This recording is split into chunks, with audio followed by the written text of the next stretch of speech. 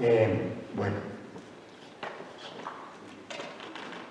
yo ya se lo he dicho varias veces personalmente, y qué rico tenerte aquí al lado en estos 25 años. Perdóname el atrevimiento, pero yo me siento muy, pero... ¿Aló? ¿No se oye? Ahora sí, vale, más. Y decía, perdóname el atrevimiento, Germancito, pero yo me siento muy del encuentro. Siempre me he sentido. Y entonces yo también estoy muy emocionado estos 25 años.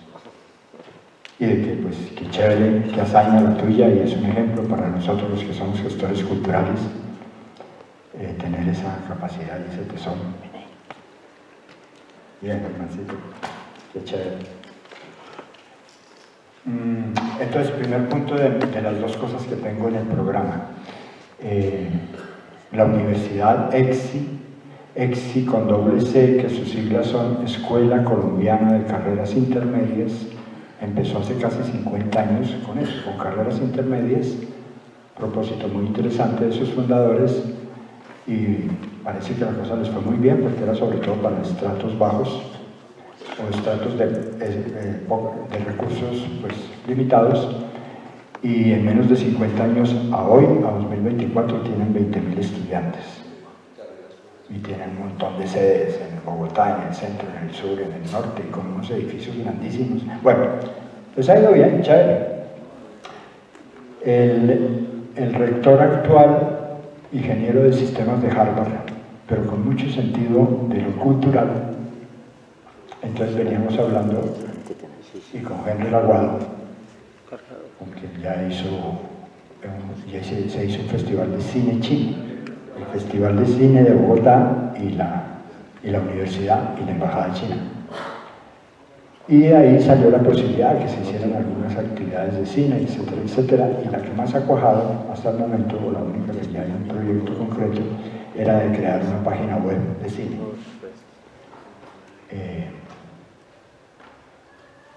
Para hablar de películas, de directores, de noticias, de esa cuestión. De hecho, está ya en el ciberespacio. La idea era crear a su vez un cineclub que sea digital, que sea por streaming, y que la página pues también sea como un refuerzo, no sé si lo uno de lo otro, pero una actividad en conjunta. Está ya en el ciberespacio cineclub.com.co. Sería bueno que la vean, que la conozcan. No tiene un mes de subido el asunto, es un proyecto que está en construcción, necesito muchas ideas, estoy al frente de eso, y casi que como una cosa más del encuentro, quisiera irme con algunas ideas, sugerencias que ustedes tienen y que a mí me van a servir mucho, me van a enriquecer.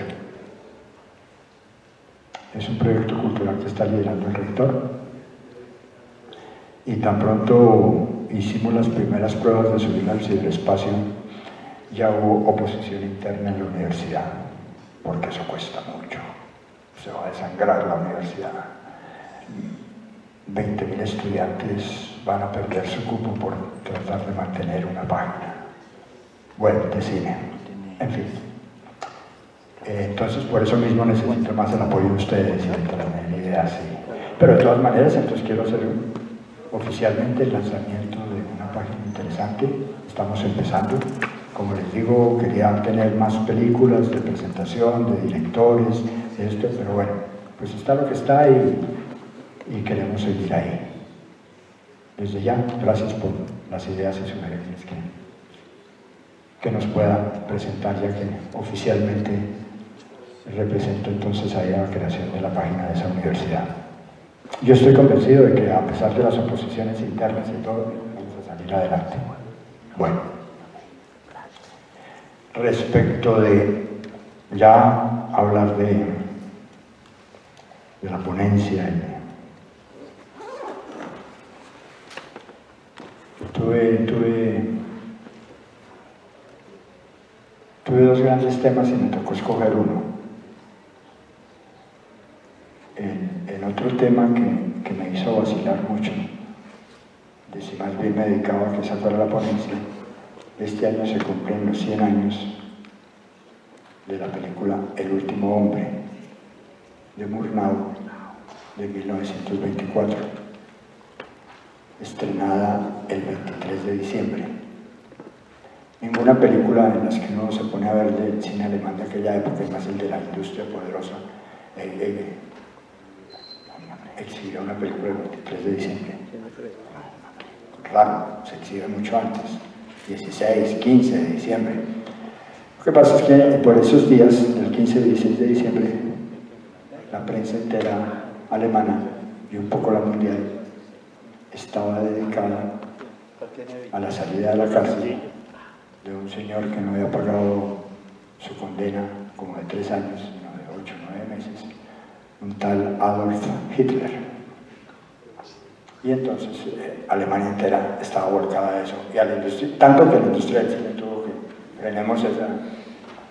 Pero independiente de esa cosa anecdótica y que ubica un poco el momento sociopolítico que se presenta, más importante es el momento artístico y estético y de desarrollo que significa esa película. Uno lee en internet, y como digo yo siempre, y todos se repiten, que la película tuvo una cámara desencadenada y que tuvo diversos planos y punto. Y ya. Y es que era la primera vez que la cámara se movía en el sentido más intencional del camarógrafo.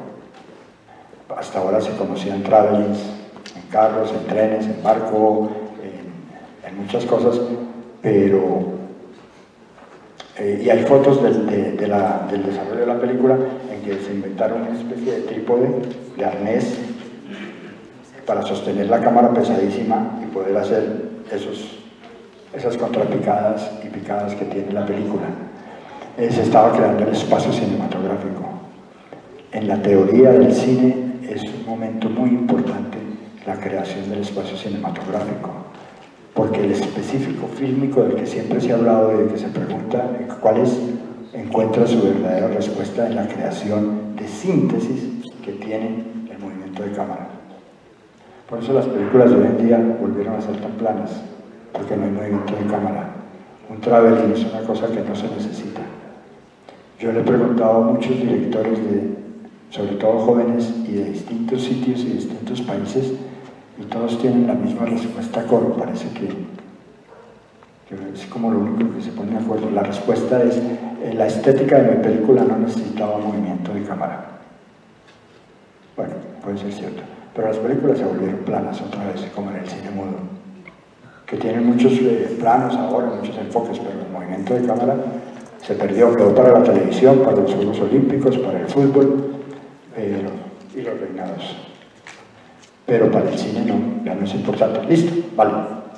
Entonces quería hablar un poco de espacio cinematográfico y de la teoría del cine al respecto y de su evolución, pero también estaba el otro punto que para 25 años me pareció que era más pertinente o tenía más peso, y que es hablar un poco de algunas aproximaciones teóricas sobre la crítica de cine. Y entonces procedo. Eso fue lo que se eligió. Lo primero que todo, creo que hay que hablar de un problema de tipo conceptual, de tipo de cosmovisión. No tienes un cargado. Por muchísimos años, desde la creación del cine, tal vez por 4, 5, hasta 6, sus 6 primeras décadas, el cine, el concepto, la cosmovisión que se tenía, muy empírica por cierto, era que el cine era solo películas. Sí, porque yo llego, me siento y veo una película, y después veo otra, y el vecino o el amigo también está viendo eso, y entonces pues el cine es películas, y acumulado de películas. Y la historia del cine, bajo esa cosmovisión tan empírica, pasó a ser también una simple cronología de películas, un ensartado cronológico de nombres de títulos de películas y directores. Y eso mismo hizo que también la crítica del cine fuera solo de películas, necesariamente. Porque yo entro, me siento, veo una cosa oscura, blanco y negro, eso me ha llamado porque todo se volvió, el cine alemán, por ejemplo, se volvió expresionismo alemán, que es una barbaridad, ir a decir que más de 5.000 películas que se produjeron durante esos años, todo es expresionismo. Y entonces de pronto con los años veo que hay una serie B policíaca de cine negro, y entonces me queda fácil como espectador, que siempre veo solo películas, que sí, que porque unos directores alemanes se llevaron el expresionismo alemán al cine negro. Qué horror. Lo peor es que mucha gente, y en internet se lee, y uno ve a Martin Scorsese y a Quentin Tarantino, que están ahora elevados al nivel de catedráticos de cine y de historiadores, decir con toda la tranquilidad que el cine expresionista alemán fue trasladado al cine negro. Bien, bueno, ¿y qué hacemos? Esa es como una cosmovisión que de todas maneras a partir de los años 50, 60, con eso que se ha dado a llamar la conformación del cine moderno, del cine contemporáneo, empezaron a darse reflexiones más serias y a tratar de ver que el cine no es solamente la película que yo me siento a ver, y que detrás de la gran industria de entretenimiento, que es el cine, y que nació como tal, hay muchos otros grandes factores. Nos acaban de hacer una lectura fantástica del año 18 de hace más de un siglo, en que están hablando de las bobadas del cine del imperio, del cine norteamericano. Fantástico. Será muy interesante adquirir ese libro que ha trabajado Víctor. Víctor, qué pena contigo, yo sé que estás furioso conmigo, desde ayer se notaba muy claro porque no pude hacer un artículo para tu revista, no fue mi intención. No pude. Pero yo sentí que ya te pasó un poco la rabia y el elso porque esta mañana me entregaste la revista. Ya le pasó un poco, y siquiera. Y puede que al terminar, si ya se está riendo, puede que al terminar el encuentro ya me la perdono. Y no merezco tu perdón ahí. No pude, punto, no pude. No, ¿sabes una cosa? Lo que pasa era que era importante que estuvieras ahí. Sí, no, yo no lo niego, no. Simplemente que siquiera que ya te está pasando la rabieta. No, pero independiente de eso, muy bueno esa publicación, por ejemplo, de esa crónica de prensa, ¿sí? De hace más de un siglo. Hace más de un siglo también leí en algún comentarista de cine alemán que decía que jartera las películas porque ahora son repetición de la repetidera y no hay nada original, y el artículo es como del 14, de 1914. ¿Qué diría Tejada si hubiera visto a Tarantino? ¿Ah? O quién sabe quién más, a Brian De Palma, todas estas emocionantes, o viendo dinosaurios saltar, dando brinquitos en la pantalla. Me parece que ha sido lo máximo lo que ha llegado el séptimo arte, el llamado séptimo arte. Listo. Bueno, una digresión. Y empezó a darse como nuevos conceptos en el sentido de ver el cine dentro de una totalidad, en la sociedad en que nace. Si hay algo que tiene sus profundas raíces totalmente arraigadas en el complejo social, en todo el tramo social, es el cine, a nivel económico, social, político, cultural, por ser un fenómeno masivo. Nace en el 95, nace entre el 93, 94, 95, que fueron los Lumière, que fueron los esclavos, que fue Tomás Alva Edison, a eso no interesa. El caso es que se creó y un fenómeno cinematográfico social impresionante que en pocos años estaban amasando unas grandes fortunas de la industria del entretenimiento. Y la industria del entretenimiento, que se ha seguido fortaleciendo, sigue siendo la que determina qué se narra y cómo se narra. Porque ellos ponen las condiciones para el que se dice y el cómo se dice. Hoy en día, si no se trabaja entre determinada tecnología, como en los años 40, como en los años 60, como en los años 70, pues no se hace cine. O por lo menos sí lo puede hacer, pero que se lo vayan a ver. El público, pues no. Y son pensamientos que se empiezan a desarrollar para comentar y hablar de cine y de la historia del cine. Un Sadol, por ejemplo, que simplemente está dedicado a esta historiografía.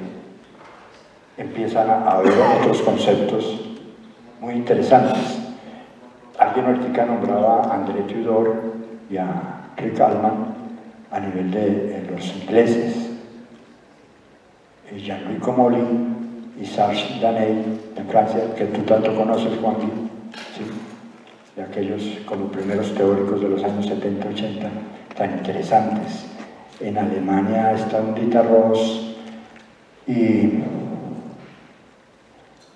así como a Víctor, cuando se siente uno aquí, se blanquea uno en nombres. Y hay otro gran crítico de cine con una diferencia muy terrible y muy trágica. Estos dos jóvenes críticos del cine alemán y del nuevo cine alemán murieron ambos en terribles accidentes de tráfico, separados como por 6 meses, y ambos en unos accidentes de esos ahí quedó al primer totazo. Terrible.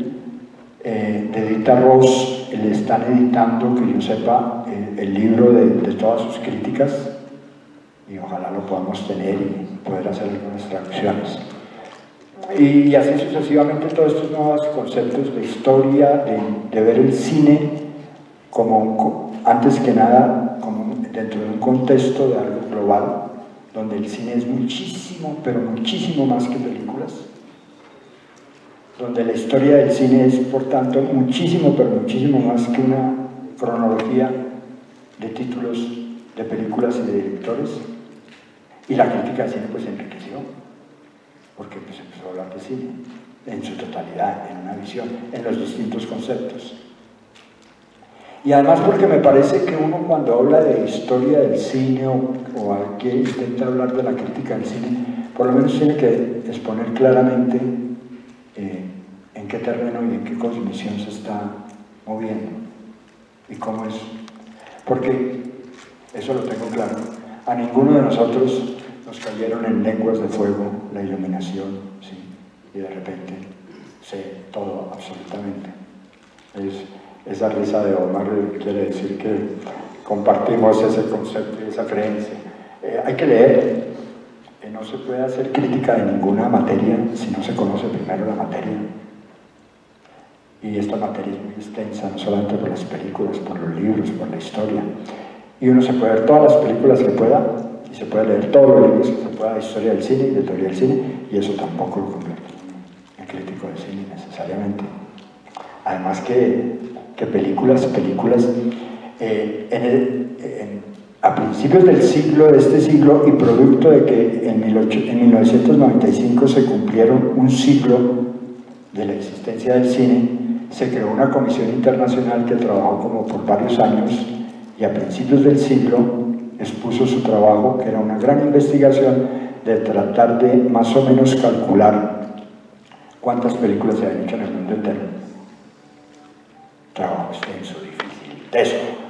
Y más o menos llegaron a la conclusión que, bueno, con las lagunas existentes y todo lo que haya en otros países, etcétera, etcétera, que para 2005 se habían producido durante más de 100 años de cine cerca de 500.000 películas. El 10% son 50.000 y el 1% son 5.000. Yo no creo estar en el rango del 1%. Y aquí hay muchos que le hemos metido duro. No sé, de pronto alguno es un duro y está en el 2% y no tendría nada de raro. Pero entonces el que diga que ya se vio todo el cine, porque se ha visto la mayoría, está demostrando una ignorancia y rayando en la estupidez más grande del asunto. Pero bueno, entonces, pero independiente de todo lo que se haya visto, no hay garantía de que se pueda hacer crítica de cine. Y a veces yo tengo problemas con eso, de si uno puede enseñar crítica de cine. Kant, el padre de la filosofía moderna, y aquí tengo algunos grandes filósofos, decía que él no podía enseñar a filosofar, que podía enseñar historia del cine, pero filosofar no. Y enseñar a hacer crítica del cine es como lo mismo. Pero es importante, de todas maneras, lo que yo decía, como entrar en esos grandes planteamientos de cosmovisión, de qué, dentro de qué conceptos se mueve, o por lo menos estoy tratando de plantear lo que estoy diciendo, a nivel de cine, de historia del cine y de la crítica del cine. Y bueno, y crítica de cine, y en ese sentido y dentro de ese planteamiento, habría que decir, digamos que son tres grandes tópicos, tres grandes elementos de la crítica de cine, o que supondrían o abarcan lo que llamamos crítica de cine. El primer punto es el que se narra. ¿Qué narra la película? La historia, el relato, el cuento, como se dice. ¿Usted vio la película tal? No, pero me la contaron. Ah, bueno. ¿Y qué le contaron? Que la película empieza con un plano así general, una panorámica, y después hace un paneo. Te cuentan un cuento, el contenido, la historia. Y ahí, desafortunadamente, yo he visto que se quedan muchos críticos y muchos comentaristas ahí en ese primer punto. Es en ese primer punto donde se queda el gran público, y tiene razón, se quedan con su película, chévere, el cuento, bonito, rico. Es donde se crean los mitos, es donde se crean la cinefilia y el fanático, que eso es muy válido, ahí aparece, ¿no? Hay inmensas asociaciones, numerosísimas, por ejemplo, en el mundo entero, de James Bond, de fanáticos, y anualmente hacen congresos y eventos para volver a repetirse las películas y para hacer comentarios y para hacer todo eso. En España, Jairo Cruz, tú lo debes saber que hay muchísimos congresos en diversas ciudades cada año sobre James Bond. Chévere, muy bueno. Sobre la Guerra de las Galaxias, Star Wars, ni se diga, y bien, y bueno, sí, ¿por qué no? Pero eso no es análisis, no es crítica. Estamos simplemente planteando ahí se crean los mitos, ahí se construyen las cosas, y a veces, digo yo, lamentablemente termina ahí en el relato, y muchos comentarios que uno lee en la crítica de cine hablan de eso. En la película esto y aquello, y la narración está muy bien construida y muy sólida, y sus personajes y esto y lo otro, y punto. Y hay otras críticas que son muy interesantes, que están como cerca de la ficción literaria, en que sobre el tema planteado construyen un tema mayor y más amplio, y como que plantean otra película. Bueno, también. El siguiente aspecto es el de cómo se dice. Lo que planteaba esta mañana James, lástima que no esté aquí. ¿Sí está? ¡Ay, James! Apareció. ¡Qué bueno! ¡Qué bueno! Siquiera porque me estaba sintiendo un poco huérfano de los planteamientos y de los símiles que podamos tener, y que traté de simplemente, muy brevemente esta mañana, de acotar a tu interesante charla. Porque se habla de Shakespeare, ¿por qué? Se habla del gran teatro porque hizo su tremenda tragedia de Los amantes de Verona, o es por la forma en que maneja el idioma. Y el nocturno, nuestro nocturno, es que porque es que fue un poeta terrible, trágico, y se suicidó y no sé qué, pues por el manejo idiomático, ¿cierto, Víctor? Es un manejo ahí. Porque ¿cuál es el medio del poeta y del literato? Pues la palabra. Y Picasso y todo, alguien hablaba de Picasso y Leonardo da Vinci, el que nos trajiste esta mañana algún recuerdo, pues es con las formas y con los colores, porque eso es el medio del pintor. Pero el cine, extrañamente, parece que la imagen fílmica, ¿eso por qué? Porque como lo importante es el primer punto, lo importante es la historia que se cuenta. Y el cómo se cuenta, y el qué planos hace, y qué enfoques, y qué cámara, y cómo se acerca, y si hace un primer plano, o hace un paneo, o hace una panorámica. Y eso es la imagen fílmica. La imagen fílmica pareciera que debe ser la esencia del cine. Jean-Claude Carrier, el gran guionista que se nos acaba de morir hace 2 años, decía que se narra con la imagen. El gran guionista Jean-Claude Carrier, ¿sí?, de las tantísimas películas que hizo, y decía que se narra es con la imagen, no con el guión. No con el guión. El guión es como una base, como un esqueleto, pero la narración es visual. tenemos a Robert De Niro aquí, y entonces lo llaman a contarle que su esposa se acaba de matar en un accidente. ¿Y usted qué? ¿Le pone la cámara aquí? Porque como la historia la cuenta es el guión. No, pues lógico. Cualquier director con Robert De Niro le pone la cámara ahí en un primer plano, en un close-up, bien cerrado, porque es que el tipo le da la talla para hacer ese drama visual. En cine, en la imagen fílmica fue muda, en blanco y negro, le pusieron color, le ampliaron la pantalla, le pusieron sonido inmenso, el sensor round, etcétera, etcétera, etcétera. Parece que falta que le pongan olor. Ya lo tiene, ¿no? Sí, ya hay algunas películas. Vale, gracias. ¿Y qué? Pero sigue siendo, y se mueven las sillas y todo. ¿Y qué? Sin imagen fílmica. Quítele la imagen. ¿Sí? Y chao.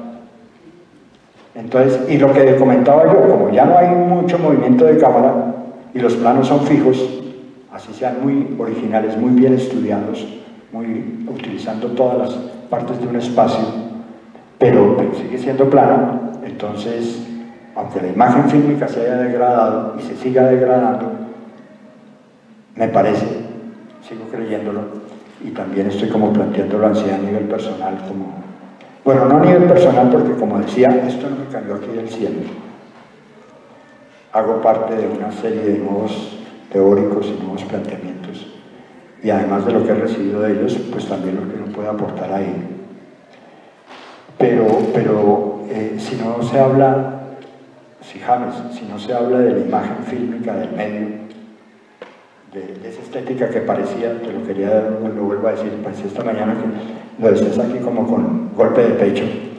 Es que me da culpa de que yo solamente cuando veo cine quiero mirar en la parte estética y la imagen fílmica. No, al contrario, qué maravilla, qué maravilla. Somos varios, somos quizás muchos los que creemos así, evidentemente.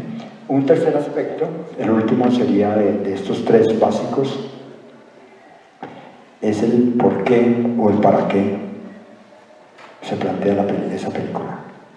Digamos que es el aspecto más difícil, es el aspecto más interesante y más abarcante de una película o de un movimiento de cine, de una vanguardia, de una corriente fílmica, de un periodo histórico, en el por qué y el para qué. ¿Sí? Está construido. Todos sabemos que ha habido películas de algunas determinadas épocas que se hicieron en la posguerra, después de la Segunda Guerra Mundial, para hablar como tratar de volver a hablar de las bondades del mundo. Entonces estaban estas películas, etcétera, etcétera, y otras menos. Es un amplio campo, de todas formas, que no siempre está muy claro, pero que de todas maneras, dentro de esos contextos generales, por decir algo, dentro de ese contexto, el cine y la inteligencia artificial. Lo estábamos hablando anoche con Pilar Álvarez, por ejemplo, de lo que significa para todos los actores de doblaje de voz y de actores que les van a escanear sus datos biométricos y su rostro. Pero hay miles de millones de rostros, miles de millones de voces, de tal forma que ninguno puede reclamar aquí como actor o como intérprete, ese soy yo. Y las grandes empresas de cine, ya no serían grandes empresas de cine. La cadena de producción de hoy en día de estas super mega empresas que a través de una película tienen el juego, el video, todo el marketing que hacen con otra serie de cosas, la venta del libro, etcétera, etcétera, donde a veces la película es un pequeño eslabón de una gran cadena de producción.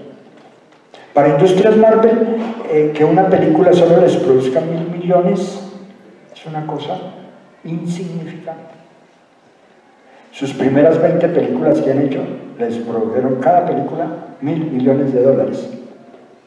Y es lo que menos venden. Venden más en libros y en juegos de video, etc.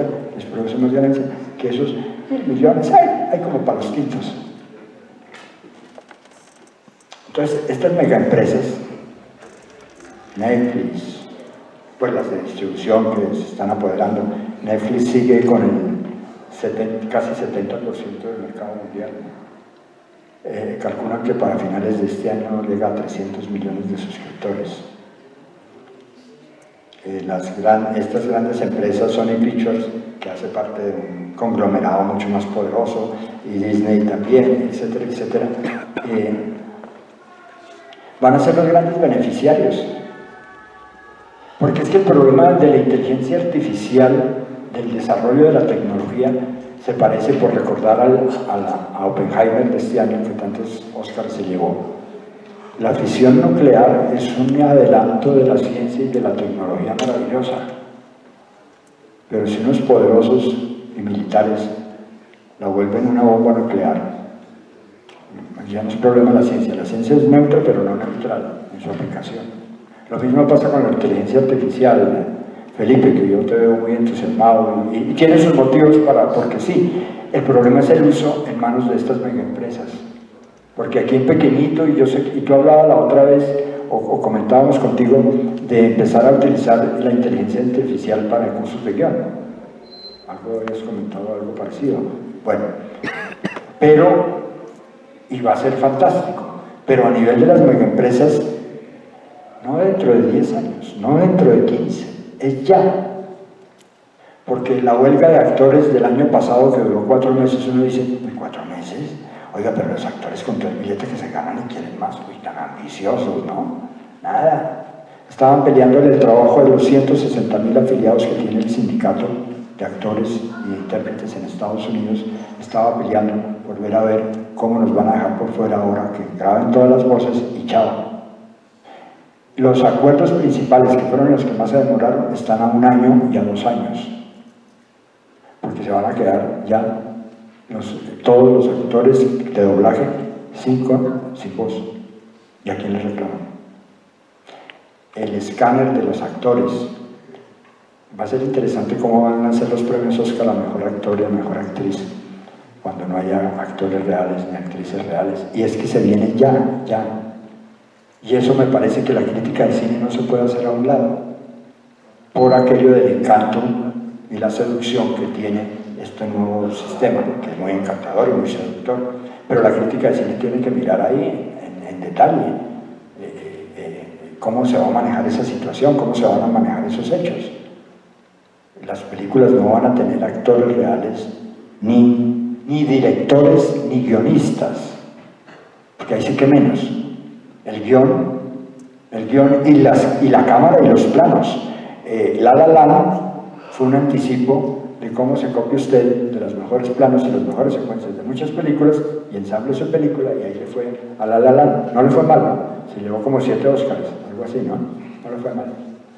Y entonces, póngalo en una inteligencia artificial, en una máquina, y le va a dar los mejores planos y los mejores enfoques, y le va a preparar el mejor guión, porque la inteligencia artificial también se alimenta de todo el mercadeo y de todos los datos. Acaban de decirle que no a Netflix acaba de decirle no a una continuación de las Crónicas de Narnia, porque consideran que ya una tercera versión no va a dar plata, no va a dar los millones de millones que se esperan. Entonces dijo que no, y entonces Netflix dijo, pues no, ya no seguimos con Narnia, con las Crónicas, punto. Entonces se van a ver grandes películas de grandes géneros, sin director musical. Los derechos de autor se acabaron, porque si ya no hay sujeto jurídico, chao. ¿Sí? Ahora sí va a ser una letra muerta completamente los derechos de autor y los colaterales, como originalidad y todas esas cosas. ¿Sí? Bueno, me parece que estamos en hora de que miremos y analicemos un poco esa situación que nos conduce a... ¿Qué va a pasar? Bueno, con el cine de animación que nos mostró, ella sí no está Lili, ¿no? Que nos mostró esta mañana Lili, de esta Ghibli, que es una de las primeras, de las casas más fuertes productoras de cine de animación en Japón, que está dentro de una gran cadena de exhibición y distribución mundial, o si no, no las conoceríamos. todas estas películas de animación, y lo que hace Lucas y todas sus producciones, y lo que hace Miramax y todo esto, un promedio de una película animada en este momento se demora entre 5 y 6 años.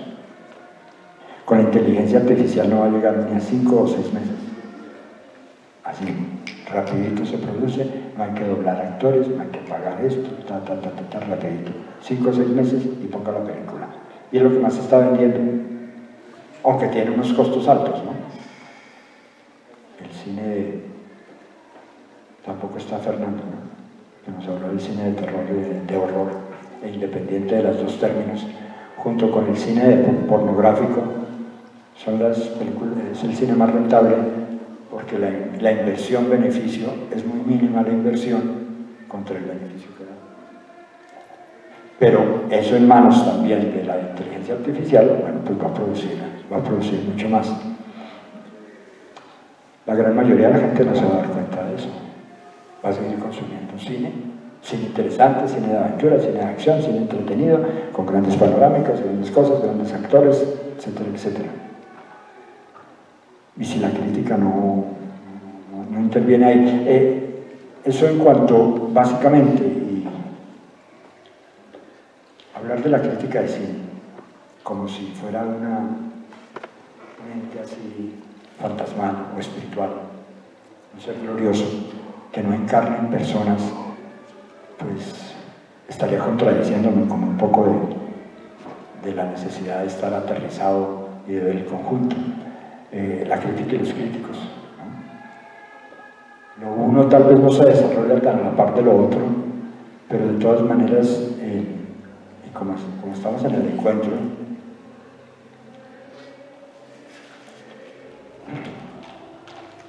la crítica necesita deslindar campos con la información y promoción cinematográfica, puesto que su función básica es el análisis de una película, no el de seducir y convencer para que asistan a verla.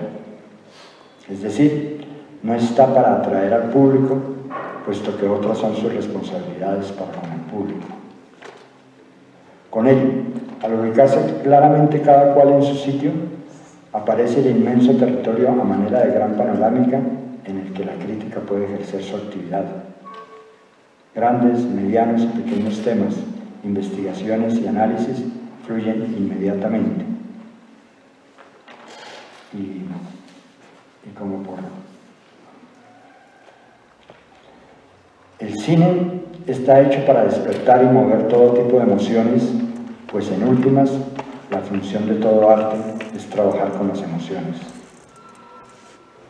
El crítico de cine es aquel que también recibe dichas impresiones, es movido en sus emociones, pero logra superar todo ello del simple espectador para pasar a través del análisis y la reflexión al campo de lo racional, más independiente y donde ya no está ligado a la pura reactividad. Al tomar distancia a través de la misma reflexión, distancia tanto del objeto motivo de su análisis, como también distancia de lo emocional y personal de sí mismo, asegura al menos una condición de mayor neutralidad ante su propia labor y, por tanto, ni pasiones ni visceralidad, mucho menos pugilato o sentencia de muerte a sus realizadores, ni tampoco digresiones literarias o anecdóticas. Es el análisis el que permite la desidentificación emocional y que se calme lo agitado, para poder elaborar y expresar ideas desprovistas de tanta carga lúdica y moverse en el terreno de lo mental, más pausado, más reposado y donde son otros los factores y elementos que entran en funcionamiento. Me parece que la crítica, sigo convencido de eso, es uno de los elementos o uno de los frutos más caros de la razón y de la inteligencia humana, y conlleva creatividad y conlleva también posibilidades de independencia y de no estar sometido a lo que la industria del entretenimiento obliga y propone. Lo demás es emocionalidad, visceralidad, reacción. Tu artículo del opinadero, que parece que generó cierta discusión, termina en que te dueles de que la gran mayoría del público va a terminar diciendo de la película me gustó o no me gustó. Más terrible es, me parece a mí, hermano, que sean los críticos de cine, muchos los que terminen hablando de una película así, me gustó, no me gustó. Ahí, además de haber ahí existido una gran megalomanía en el crítico, pues, entonces era ahí el centro y el universo de las películas y del conocimiento, es una reacción emotiva. Eso no ha pasado por ningún análisis, por ninguna reflexión. Los elementos, casi que el proceso mismo de la crítica es dar elementos de juicio, aportar, presentar ideas, criterios de análisis, y no una estrellita, o 3 estrellitas, o 4 estrellitas, o me gustó, o no me gustó, porque eso no aporta nada. Y dejamos aquí, ¿no es cierto? Si estoy pasado el tiempo. No, muy bien. Bueno, pero podríamos hablar entonces, gracias, podríamos hablar si les parece dejar ahí unas 2 preguntas. Yo sé que hay comentarios, opiniones, entonces ustedes tienen la palabra. Sí, ahí está Víctor. Hay algo... Un parte chiquitico, Víctor. Es que Gustavo jode mucho con esa columna mía donde yo hablo de cuando se hace una película, cuando el director, el equipo de producción, toda la gente que trabaja en la elaboración de una película. Yo, por ejemplo, viendo aquí, en forma criolla, en forma proletaria, en forma de un país subdesarrollado como Colombia, que las únicas superproducciones que hace, las hace Dago García, que es dueño de Caracol. Todo ese esfuerzo que se hace, todo el que se hace, la preparación del guión, cuando Gabriel va a hacer la dirección de arte de un cortometraje o de un mediometraje, y es buscando, va a ser arte, buscando elementos para construir una digna dirección de arte, que todo concuerde, que los relojes sean de los años 60 y las películas de los años 60, que los billetes y las monedas que se vayan a usar en la película sean de los años 60 y no metan dólares ahora con Trump, pues porque sería vulgar. Todo el esfuerzo que se hace en una película de escasos recursos, de medianos recursos, una superproducción, etcétera, etcétera.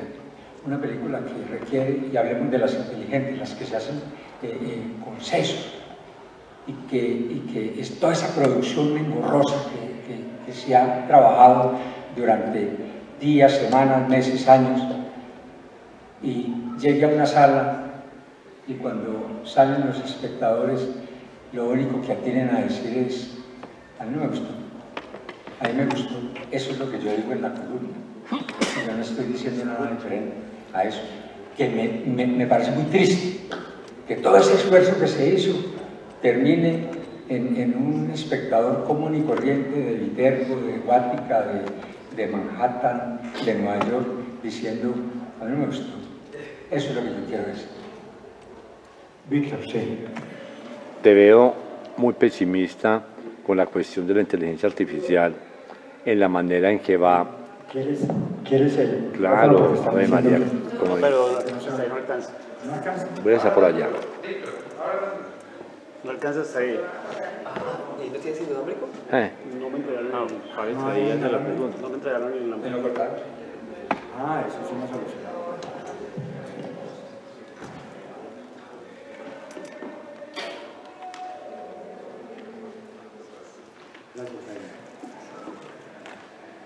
Yo creo que se alcanza. Es más fácil que por WhatsApp. ¿Cómo? Pero sí, ¿Dónde estaba Jaime? Que no te había visto hoy. Ahí estoy sentado.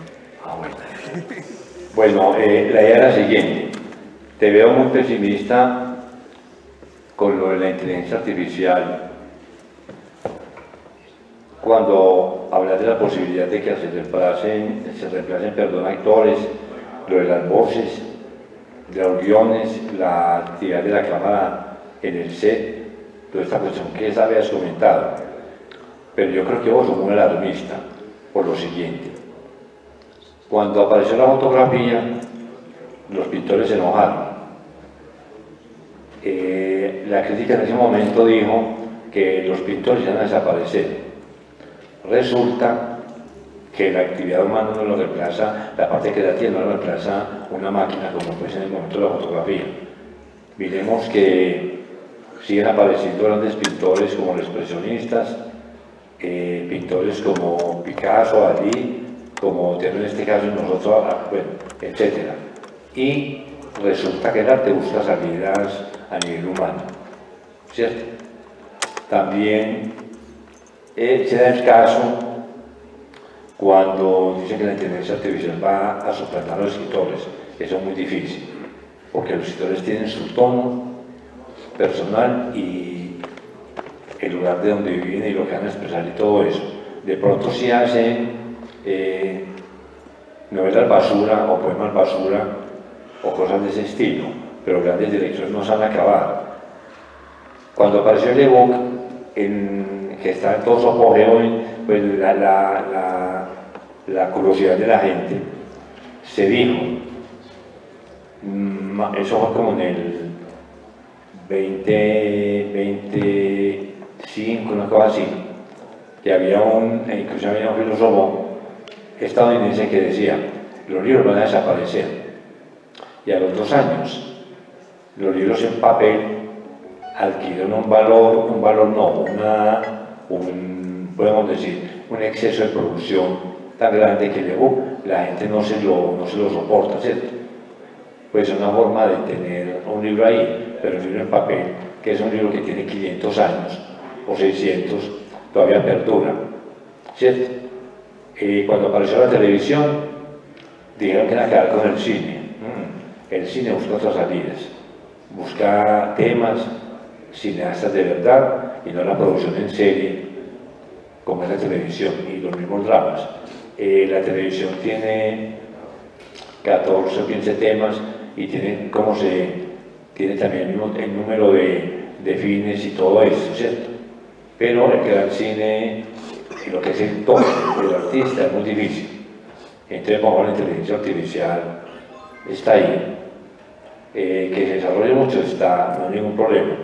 El cine está presente, lo mismo que la literatura.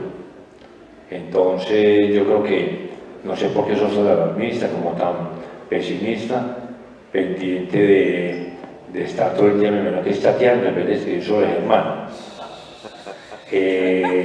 Hay mucha cuestión en ese sentido, ¿cierto? Que eso ha reemplazado esto. Es que eso es muy difícil. La actividad humana está entre humanos. No hay cosa más aburridora que ver películas cuando una de las películas que son hechas con la inteligencia artificial. Y por mucho que pueda llegar a tener esta cuestión, es muy difícil. La memoria artificial está, no se olvide que está también en la música.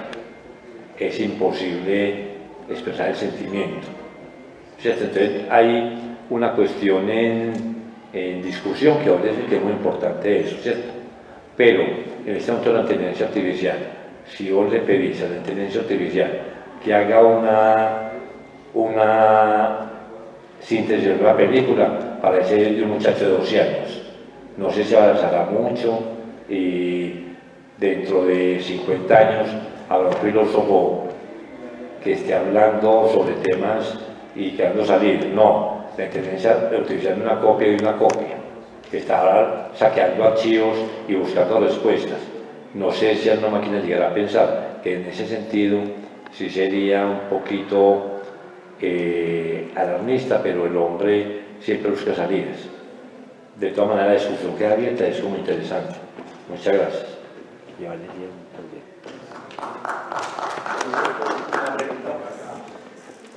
Vamos aquí y después vas. No, Tendrías que venir hasta acá porque no me alcancé. Primero contesto aquí. Jaime, gracias. Ya te paso el micrófono, ya tienes la palabra. Víctor, creo que sí estamos de acuerdo en una sola cosa, y no solamente soy yo, de la visión pesimista. Es primero todo un sindicato de 160.000 miembros que están viendo cómo es la realidad concreta con ellos, con la inteligencia artificial. Evidentemente que otra cosa, y yo lo estoy planteando, es que la inteligencia humana, la creatividad, pues por lo menos ha logrado.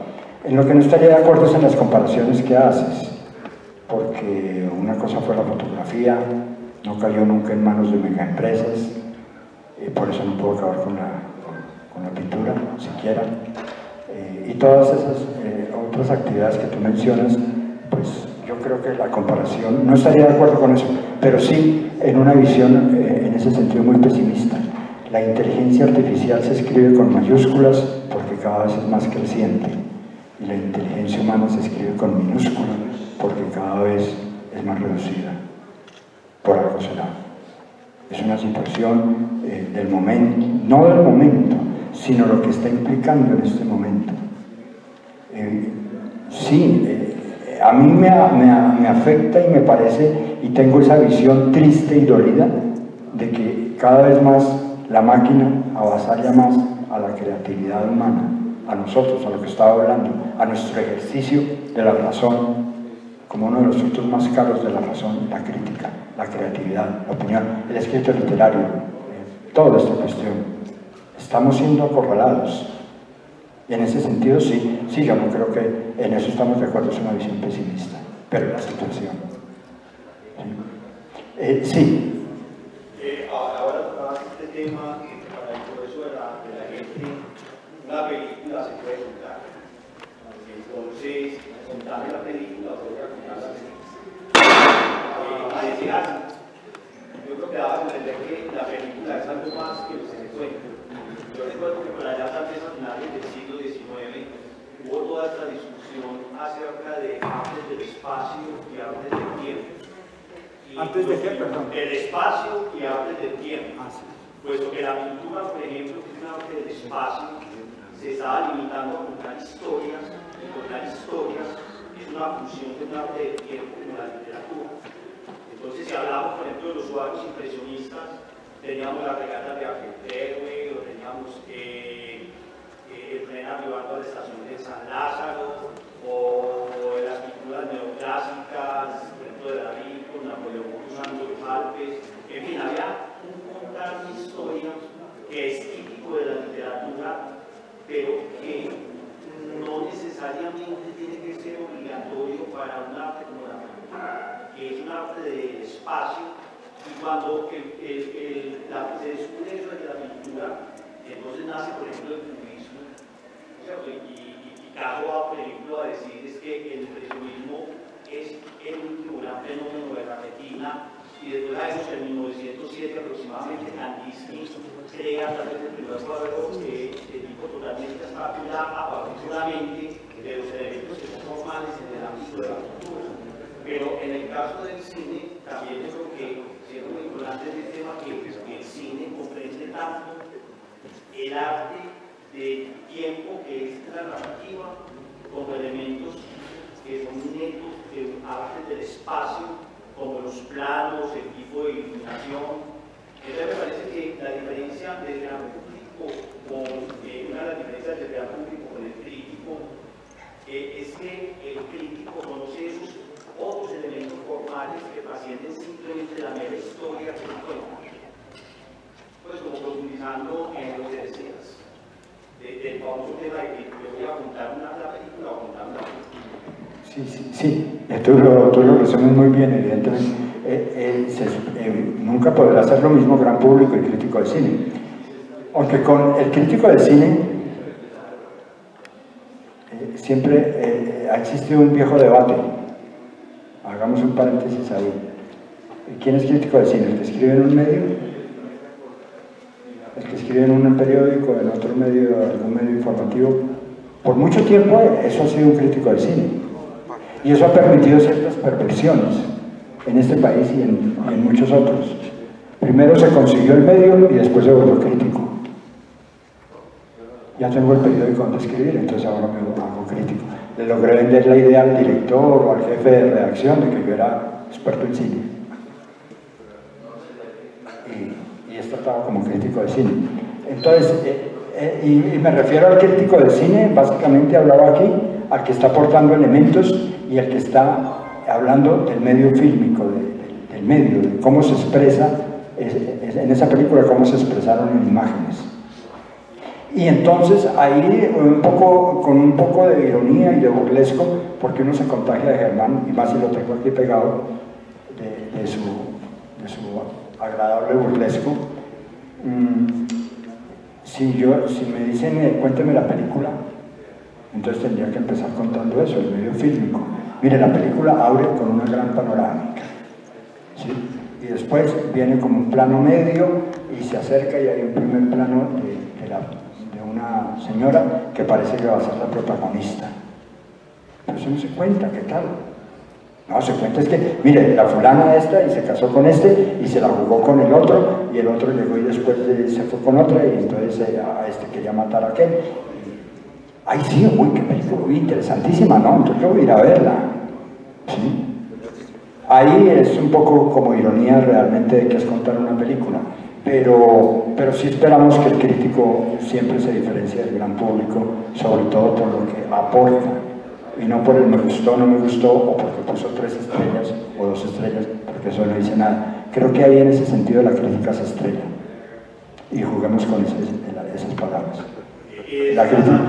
de que el cine es algo más que las películas, y me parece un comentario muy interesante, por el hecho de que se podía decir, por ejemplo, en el ámbito de la pintura, que las pinturas son algo más que las pinturas. Yo recuerdo que cuando Cézanne comienza a pintar con un tipo de perspectiva totalmente diferente, que es esa perspectiva caballeresca heredada del Renacimiento, el comentario era que no manejaba el tema de la perspectiva, porque lo que se suponía que iba a contar era un tipo de una perspectiva clásica y no con los elementos formales que estaban siendo explorados. Pero ese es justamente como el campo que es propicio para el desarrollo de un arte, en este caso,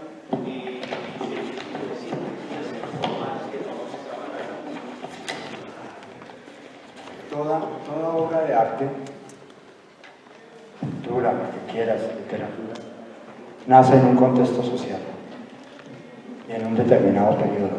Lo sepa o no lo sepa el artista, el creador, esté de acuerdo o no esté de acuerdo, ¿sí? Y entonces cuando hablas de pintura, pues evidentemente que no es solamente lo que él está haciendo y su dibujo, sino que también hay que ver ese contexto y a dónde apuntó.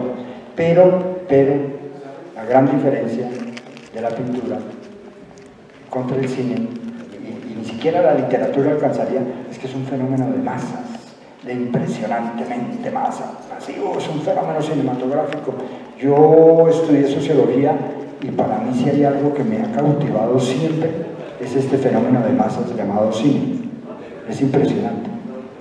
Hay una notica en lo que le voy a pasar después a... Gracias. Gracias, Reina.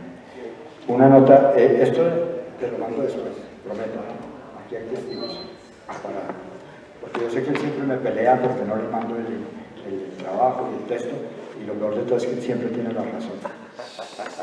Y no es porque estemos cumpliendo 25 años que te doy la razón, será lo único que al fin te doy la razón porque no me lees. Felicitaciones, Levita, 25 años, qué chévere. Una pequeña nota de Lucas que tengo por aquí, una referencia de su extensa estética. ¿Sí? ¿Se oye? Ahí está, gracias, Jaime. Jamás ha surgido una obra de arte importante sin dar vida con la forma al aquí y ahora histórico del momento refigurado. Ya tengan los artistas conciencia de ello, ya produzcan creyendo que producen algo supratemporal, o que continúan simplemente un estilo anterior, o que realizan un ideal eterno tomado del pasado, el hecho es que, en la medida en que sus obras son artísticamente auténticas, nacen de las más profundas aspiraciones de la época en que se originan. el contenido y la forma de las creaciones artísticas verdaderas no pueden separarse nunca, estéticamente, de ese suelo de su génesis. Todo está ahí. Y nosotros también, y los críticos, y los que escribimos, lo que escribimos ahora y lo que escribieron en los años 50, y todo está en su momento, y las obras, y los libros de Víctor son de su momento y de su época, y las tesis que plantea Juan Guillermo, son, etcétera, etcétera, así están. Y tú también lo sabes, Felipe, y es bueno saber uno su limitación, y que somos un producto social, de conciencia social, de un colectivo. Y es bueno saberlo para poderlo especificar. Yo voy por aquí, me tocó así. A mí me colonizaron con estas películas cuando tenía 14 años. Y qué rico, y tengo nostalgia por eso. Pero es bueno tomar distancia y saber que fui colonizado, fuimos colonizados.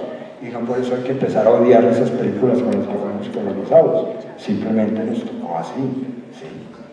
Algunos nos tocó Brigitte Bardot y Verushka. ¿Cierto? Gracias.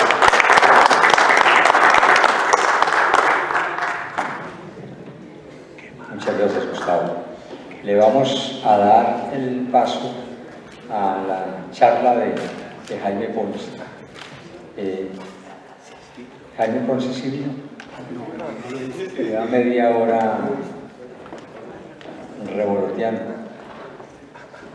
Está organizado su set, hermano. Mientras aparece Jaime. El único que ha organizado